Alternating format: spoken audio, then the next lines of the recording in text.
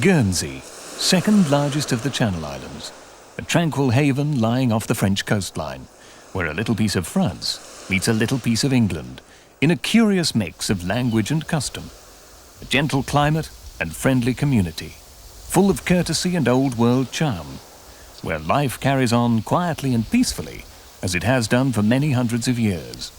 But this wasn't always the story.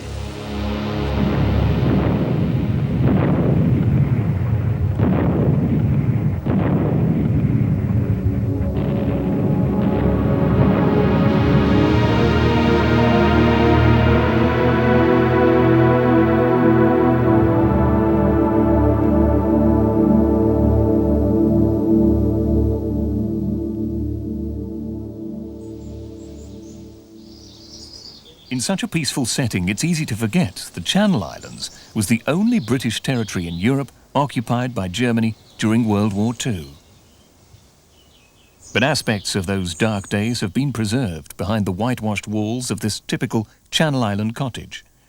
And on the anniversary of the liberation, these islanders relive their memories of life under Nazi occupation, surrounded by the extraordinary collection of one man.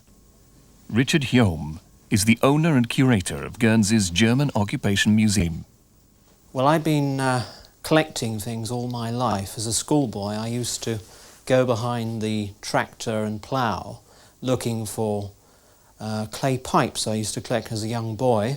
I collect things relating to the occupation. All the exhibits in the museum have actually come from Guernsey, and there are some things from Alderney and Sark, and one or two smaller items from Jersey. My mother has been the greatest source of inspiration to me because she and my father were here in the occupation and they kept things, and it was the things that they kept which initially interested me in collecting. Perhaps the most unusual exhibit in the museum is this most peculiar thing, which is a horse's gas mask. The two cones actually go up the horse's nostrils, believe it or not.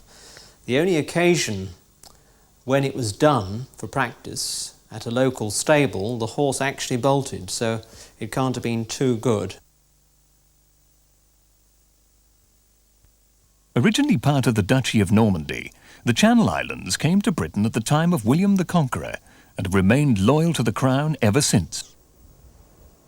Through centuries of wars and conflicts, it was found necessary to fortify them against French raiders, and today you can find many examples of medieval castles, Napoleonic Martello towers, and the magnificent Victorian forts on Alderney.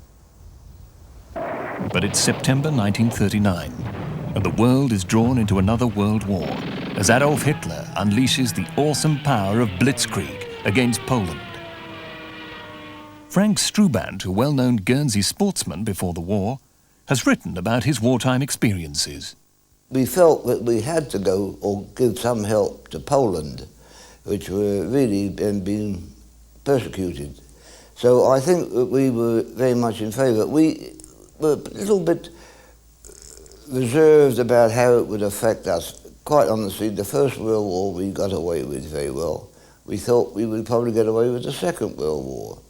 And so it seemed for the 12 months of the phony war, when nothing happened at all, and there didn't seem to be a war on. Raymond Faller had a thriving horticultural business when war broke out. Well, I think most of us thought that we were going to carry on quietly exporting our produce to England and living normally.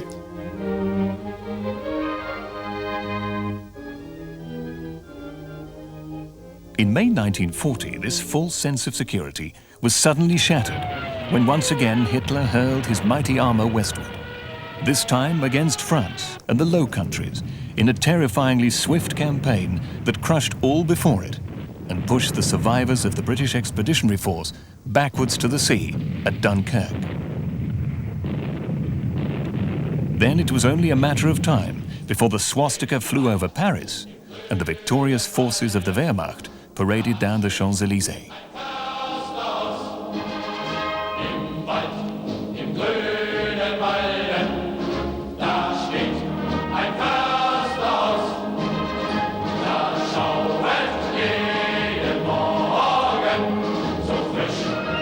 commanders taking the salute basked in the glory of their stunning victory. The small island of Alderney to the north of Guernsey was only 7 miles away as the Germans rapidly dug in and consolidated their hold on the French coastline. And as the sentries gazed across at the Channel Islands, the question was asked, when would Hitler make his move? The first effort they made was a reconnaissance, and I happened to be standing by the window of the Home from Home restaurant, which I had opened at the time, and this plane came in, just skimmed over the water, and then shot up. And from that moment on, we did expect something. The British authorities, having demilitarized the islands, decided in late June to provide ships for those who wanted to leave. But panic and confusion set in as families were faced with an agonizing choice: to leave their island home or stay and face the unknown. Herbert Winterflood, today chief reporter with the Guernsey Evening Press, was just a young lad at the time. I decided that it was perhaps best for me to stay with my family, and we would travel to England en bloc.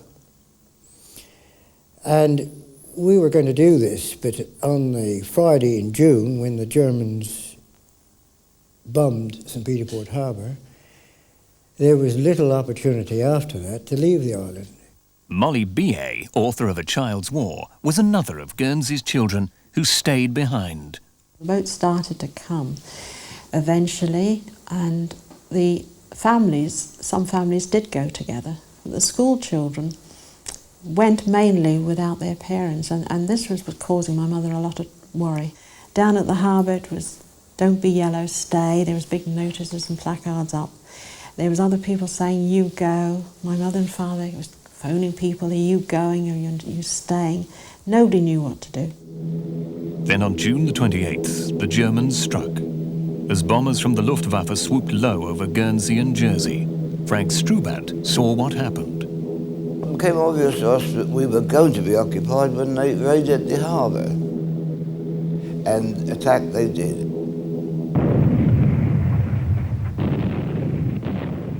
We lost 30-odd people. As far as I was concerned, we were extremely lucky. All our windows were blown in. The cafe was full, but the air raid wardens and myself were able to get all the people down into the cellar, which was more or less a death trap if it had been hit directly. But we were able to survive that lot. And then once the air raid was over, everybody moved out of town.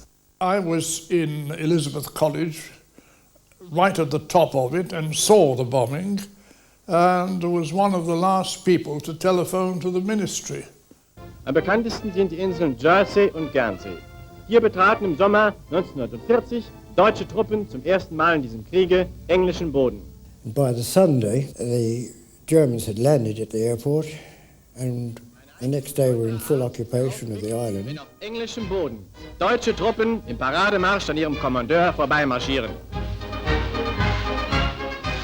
First time I saw Germans was being summoned out of my bed at midnight and asked, "Are you the man who put 240 head of cattle on the airport?" And I said yes, and they summoned me to the Royal Hotel and told me to have them moved by daylight the following morning or be shot. My mother was so frightened, and I think it instilled into us that we were very frightened to go out at first.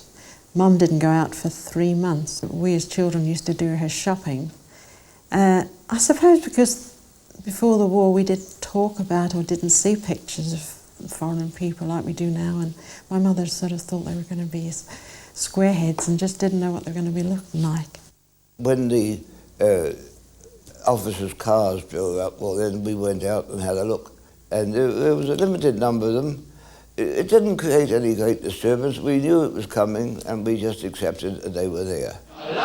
Initially, the Germans brought in small units drawn from the army, Luftwaffe and Kriegsmarine, and they behaved in a correct and military fashion. For this first garrison, the islands proved a paradise in that pleasant summer of 1940. The shops were full of food with gifts to send back home, and there was time to relax and enjoy the fruits of victory. But soon the imprint of Nazi administration was felt by every islander. Permits began to regulate all aspects of normal life. Though on Guernsey, civil affairs were left in the hands of a controlling commission, on which Raymond Faller served. My specific job was to organise the production of food, both under glass and outdoors. Our island was equipped for growing tomatoes, and the population lived on tomatoes until they looked like a tomato almost. Fearing an attack from Britain, the German High Command ordered the immediate shipment to the islands of the military hardware necessary for the defence of sea and air attack, including the feared 88mm guns that were to be used to such deadly effect in other theatres of the war. When they came, they were really cock-a-hoop, and I could understand it. And they did send the elite here to pacify and to try, if possible, to create a relationship, because they thought that their next stepping stone would have been the mainland and the conquest of England.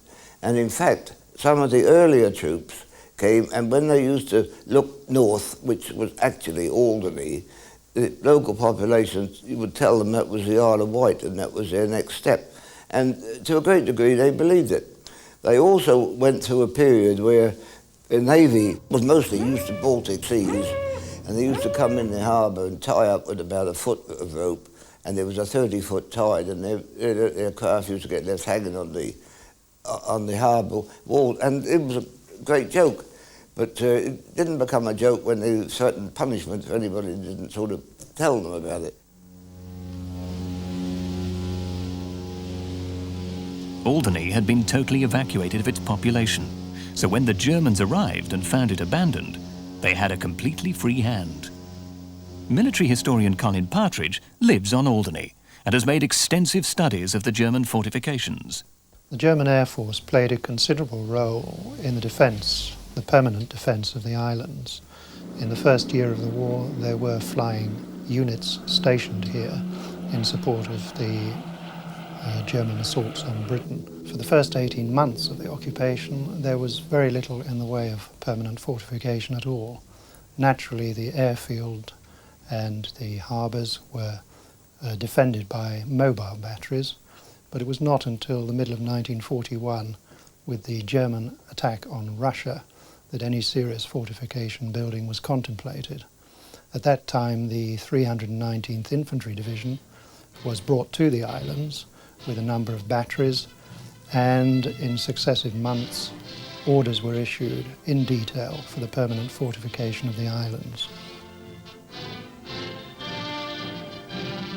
With the abandonment of Operation Sea Lion, the proposed invasion of England, and the entry of Germany into Russia, Hitler naturally became concerned for the exposure of the continental coast.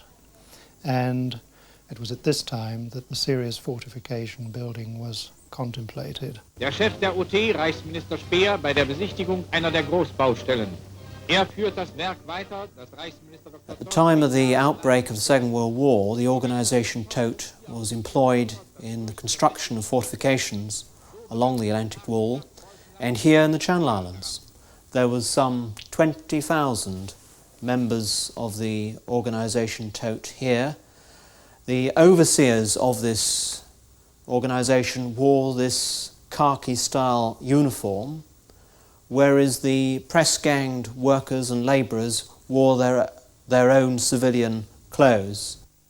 Forced labour was drafted in from all occupied countries of Europe, as diverse as Moroccans who'd been found in North Africa, Spanish Republicans, other political prisoners who found themselves in the wrong place at the wrong time, and a considerable number, of course, from Russia were brought to the coastline to work on the fortifications.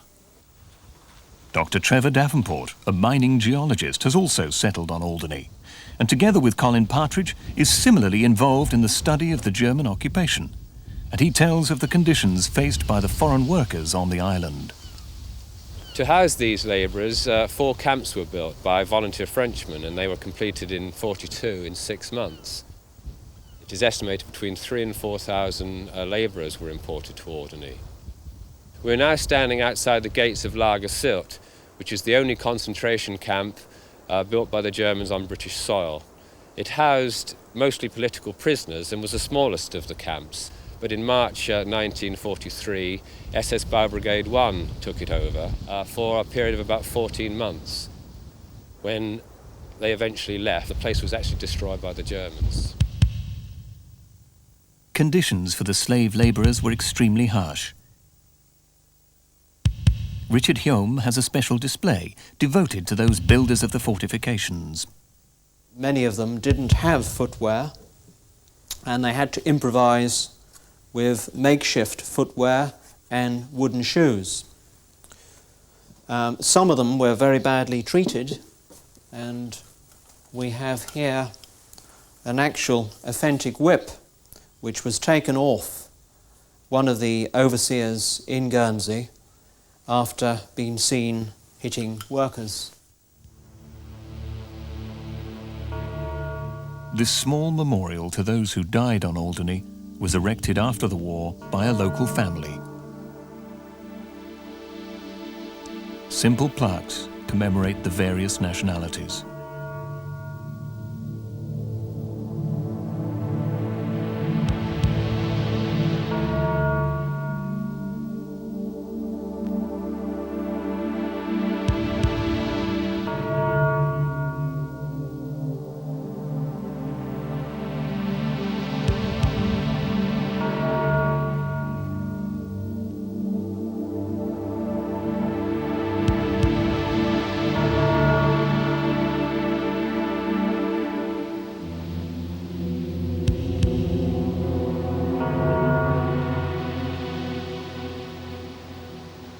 I think you have to see the fortifications of the Atlantic War as the final phase of a form of construction which can be traced back to the German Festa of the 1870s, 1880s. Every point of detail in the bunkers which you see on the shoreline today can be traced back to those works. You can trace the design through the concrete works on the Hindenburg line of the First World War, and of course these are redeveloped with great enthusiasm in the 1930s by the German Army Ordnance designers and developed to a fine pitch on the Atlantic Wall. The towers, of course, are a very salient feature of the two principal islands. Only one similar structure is present in Alderney. There's perhaps one very unique work in Guernsey, that is the Naval Fire Direction Post at L'Angle. This has obvious visual allusions to the conning tower of a capital ship. This tower is quite obviously one of the most prominent landmarks of the occupation, Richard, and it's to be hoped that we can ensure its preservation. These towers were built in the earlier stages of the German occupation, and it was part of a system for the artillery defence laid down by the army, the long base range finding system, where you have towers set up at measured distances along the coast, and each level of the tower, each platform on adjoining towers, spots for a particular battery. Germans, against all known procedures, preferred to pour their concrete continuously. So having laid down the concrete base slab, the shuttering and the reinforcement would then be erected for the remaining sections of the building, and it would be poured continuously as far as possible.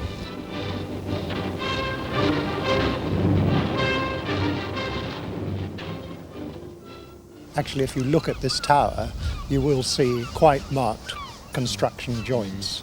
For a tower of this height, or a structure of this height, that would have been essential. But in all other situations, they would try and pour the concrete. So what sort of time would have, 6 months? No. You would be talking of less than 5 or 6 weeks. 5 to 6 weeks to build this 60-foot tower? Yes. That is quite incredible.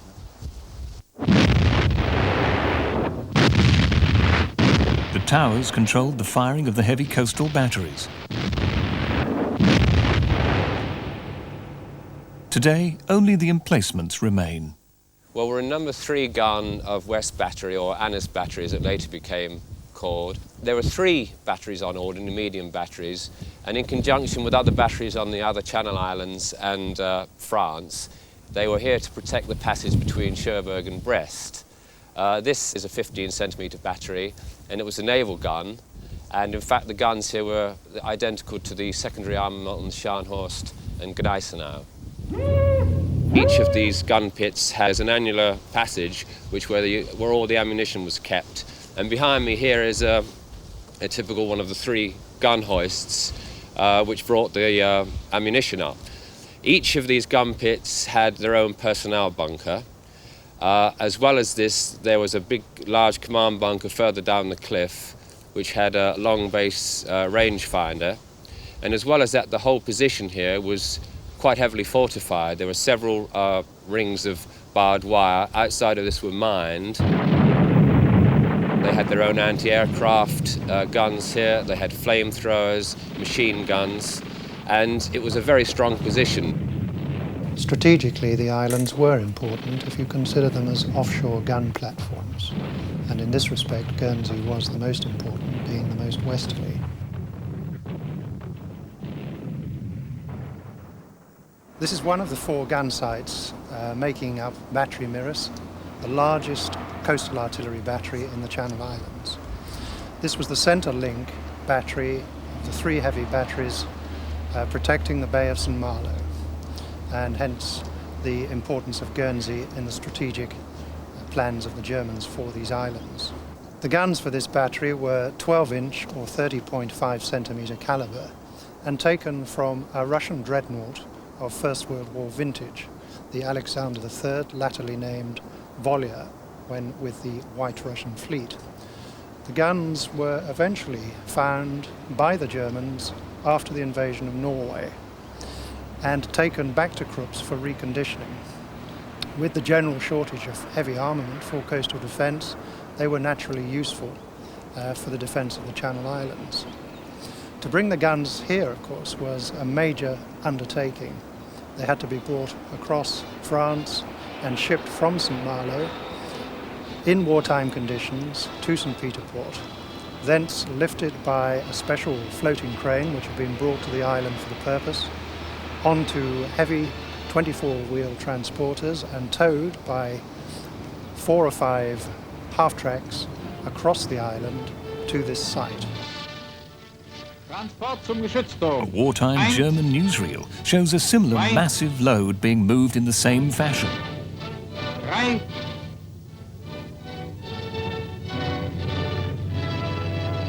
4,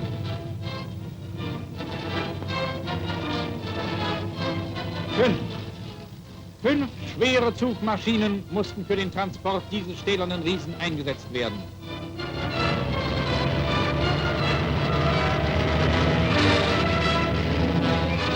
The gun pits remained open for the duration of the war. The Navy resisted Hitler's attempts to casemate these batteries because they preferred to have a 360-degree field of fire. The accommodation behind the emplacement is fairly extensive, accommodating 68 crew and 4 officers with ammunition and cartridge stores and full air conditioning. The battery was controlled by radar and employed some of the most sophisticated shipboard fire control equipment in the Battery Command Center. Entfernung 389.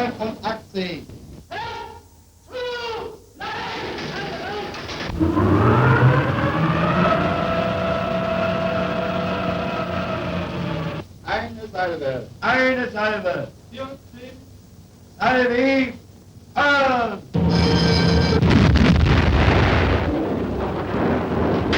Ungefähr Richtung 336 Grad 8.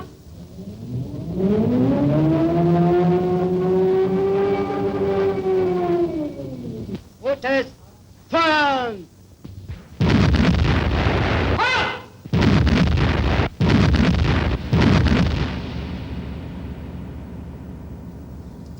Ever fearful of British air raids, the Germans resorted to extensive tunnelling to shelter their essential stores, services and vital operations. Colin, just how many tunnels did the Germans build in Guernsey? Well, from the remaining documentation, we understand that they planned to build or excavate over 40 tunnels for various uses. In fact, they started work and completed up to 29. This is one of the smaller tunnels, in fact. The hospital tunnel complex being considerably larger than this. This is particularly unique as it's actually under a church. What was it used for? This particular tunnel was used for ammunition storage. The extent of the tunnelling in Jersey, Guernsey and Alderney was quite considerable and undertaken over a fairly short period, guided of course by special engineering mining units. This is the underground hospital, which was built at St Andrews and involved the excavation of almost 30,000 cubic metres of rock. For this purpose, naturally, large numbers of labour was required. The subject of slave labour, so-called, and the number of deaths which occurred during these operations has always been a delicate subject. No one denies that these workers suffered hardships and the ultimate penalty in constructing these tunnels. The figures are always likely to be contested. Nevertheless, the workings here are extensive, comprising 2 lateral tunnels linked by cross tunnels which were used for the underground hospital. Adjoining it is an equally large complex which was one of the major ammunition stores for the island. It's difficult to imagine today, when walking along these tunnels, that this was once a bustling medical centre. In fact, it was used only for a short while for that purpose, before and after D-Day, in the latter stages of the war. You have to try and imagine that there was some form of heating. Lighting was considerably brighter than it is today, and men would be accommodated here under difficult conditions, perhaps eventually under bombardment. And the use of it as a hospital must have been pretty depressing for those patients here.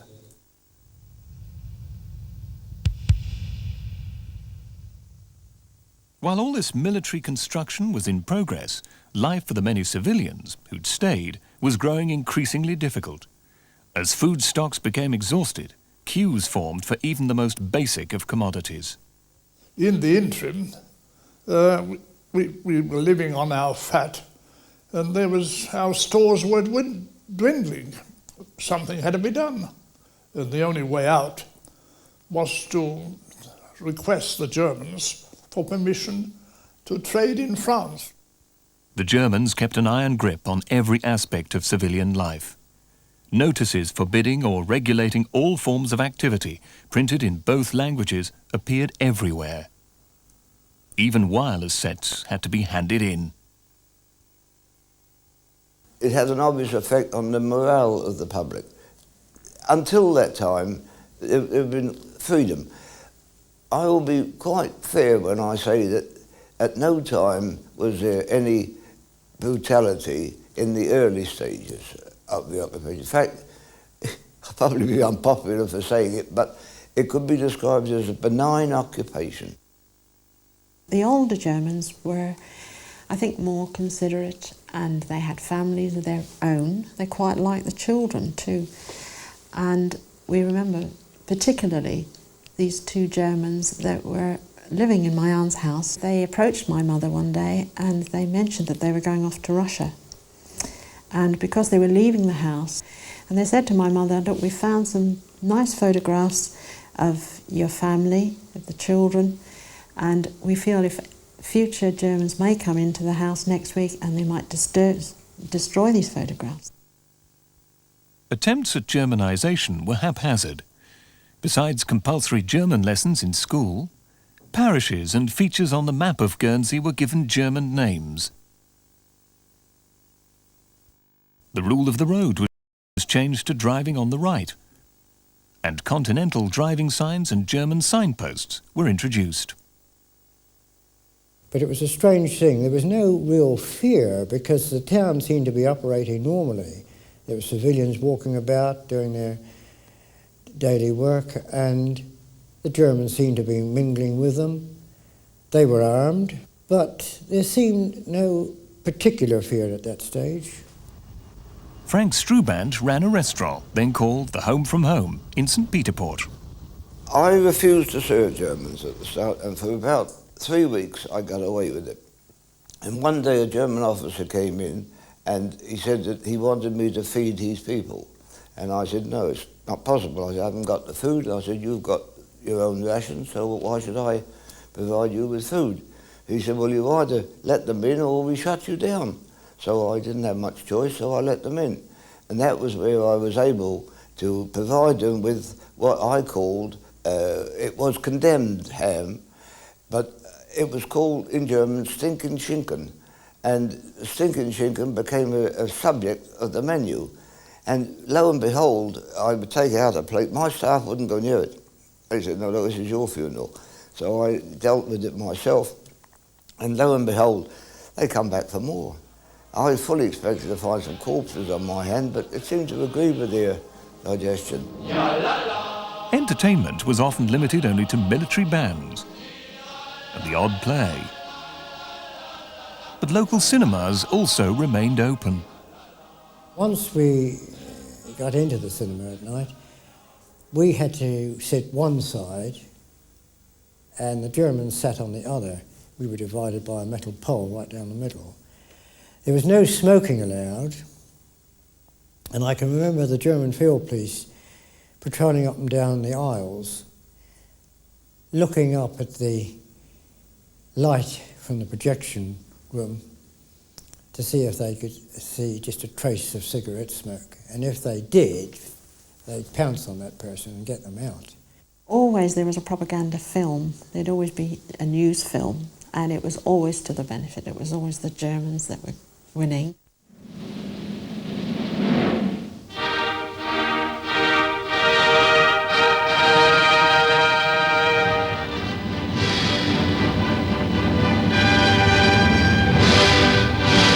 Auch Verbände der Waffen-SS sind vom Osten nach Frankreich verlegt worden.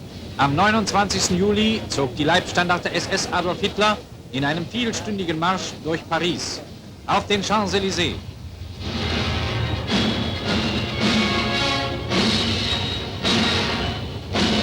Generalfeldmarschall von Rundstedt, der Oberbefehlshaber der Heeresgruppe West, grüßt die durchziehenden Truppen. Links SS-Obergruppenführer General der Waffen-SS Sepp Dietrich. This particular night, my father just burst out laughing. Well, always at the cinema there was about always at least six Germans on guard at the exits doors, and of course they all spotted him and heard him and came up and fined him 10 marks on the spot. My father said, blow that, I won't go to the cinema anymore. We never did. Despite military and civil law, not all the islanders knuckled down. Passive resistance took a form mainly amongst the men in the population of just ignoring the fact that they were there. Then we had the underground newspaper called Guns, Guernsey Underground News Service it was called, and that was distributed to a few. It got very soon found out, and the people who were involved with it were sent to prison in Germany and had a very rough time. To help keep the population in line, the Germans posted notices of punishments and executions of civilians in France. They even published wanted posters of their own military criminals.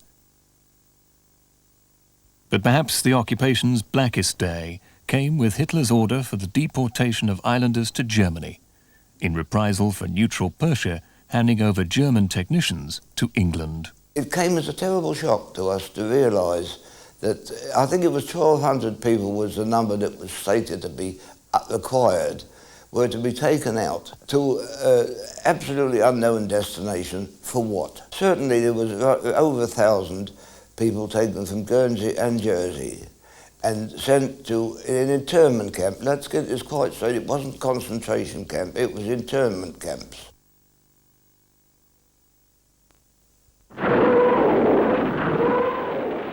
June the 6th, 1944, the long-awaited invasion of Europe, as the Allies launch Operation Overlord, the combined assault on the French coast of Normandy.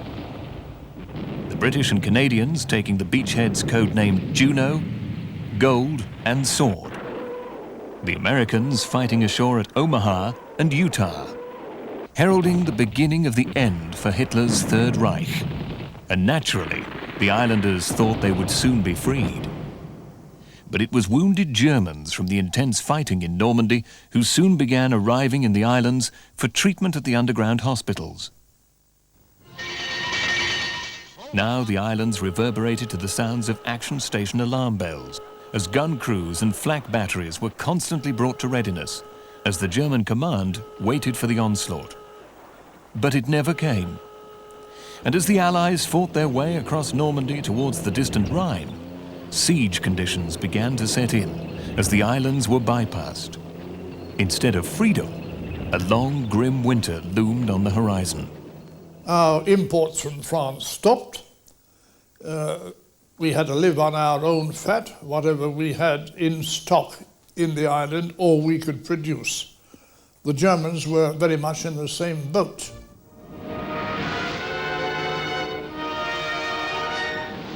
We all began to feel rather sorry for some of the Germans because they were getting very short of food come the end, and I can remember seeing them along the Gluttony Esplanade scooping up flour from the road, which had spilled from a Red Cross sack.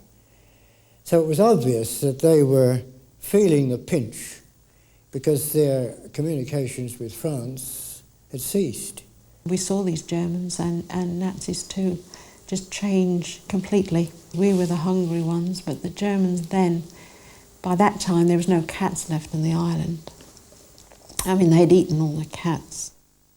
Eating carriage and moss was just one way of surviving, and bramble tea and parsnip coffee became makeshift foods as islanders resorted to drastic measures to ease their hunger. Those 11 months were really tough.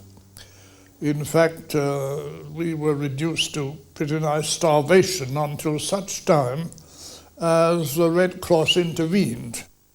The International Red Cross did arrange for the ship Vega to make 6 journeys to the island with Red Cross parcels and also quantities of flour. These parcels virtually saved the lives, in my view, of hundreds of Guernsey people. They were a godsend. The end of the war in Europe finally came in May of 1945.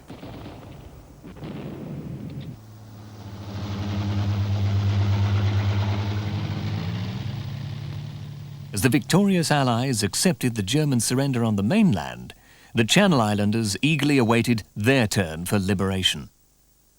It was on May the 8th that we heard that we could fly the flags and Guernsey was going to be liberated.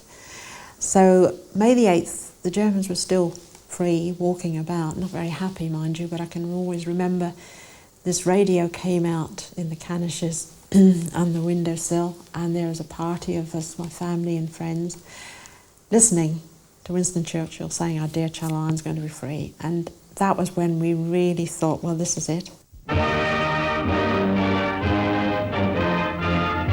There was joy in the heart of everybody that sailed to Guernsey in the destroyer Bulldog to bring freedom to the Channel Islands.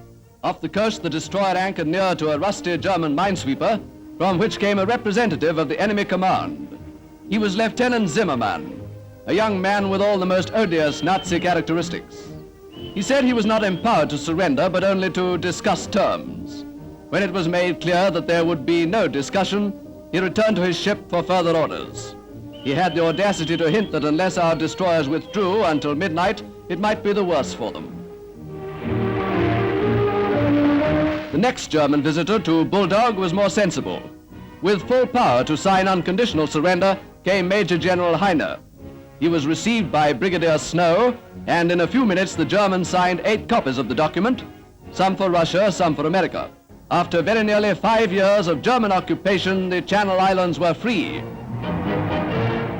We had been stranded here for 5 years, never knowing how the islands would be liberated. There was a German garrison 10,000 strong on Guernsey, and there was a decided element of humor in the situation when a mere band of 30 British artillerymen went ashore to take over. We were right in the front against this barricade, and then all of a sudden we saw these soldiers from the top of the harbour walking down, so smart, and all of a sudden the bubble burst and we ran. Oh dear, when we got there it was wonderful. It was a fantastic day. I don't think I shall ever forget it. The light in the eyes of the Guernsey people at the thought of being once again free and able to do just what they wanted.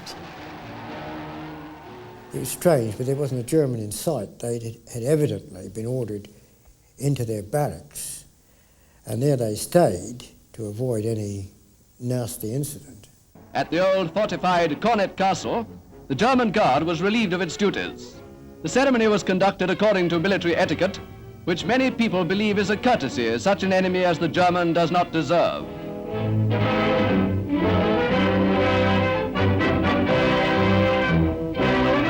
There's an enormous mass of military material in the Channel Islands, which were one of the most strongly fortified places in Europe. There was a small shooting affray just after the surrender. General Heine was interrogated at British headquarters, but the men concerned escaped arrest. Vice Admiral Hofmeyer, the German commander-in-chief, was soon on his way to an English prison camp. Thus ended the 5-year ordeal of the only British territory in Europe occupied by the enemy. Today, Richard Hume is dedicated to keeping those memories a living history. This showcase contains a small selection of the militaria, which can be seen in the museum.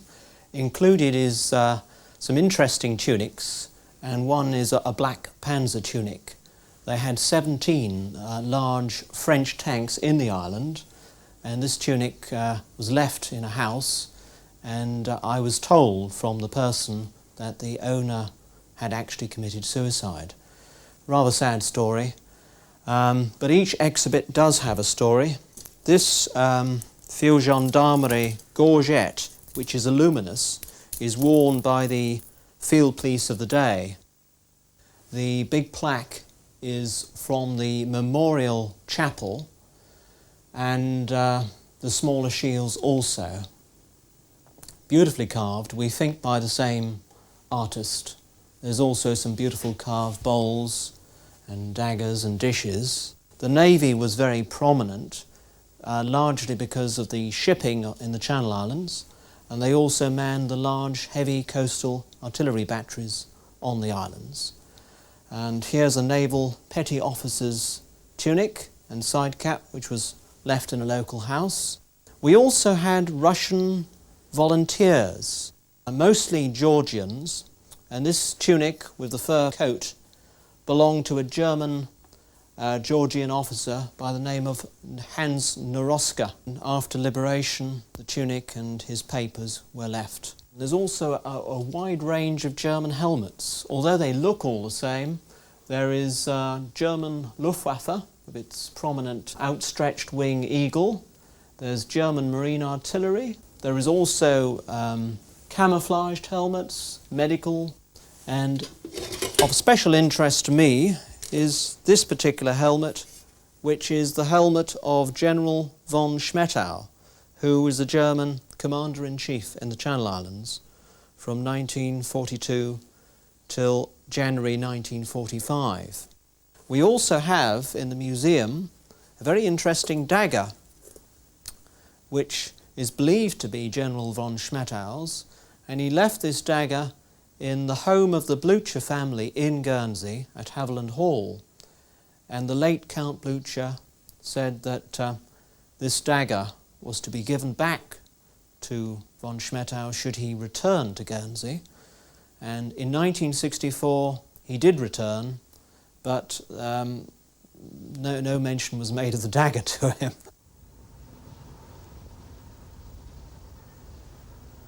And so, nearly 50 years on, as new generations visit Guernsey, perhaps for the first time, the last word goes to Richard. It's 45 years since the liberation. It is history, and if it's not preserved, then it's lost forever.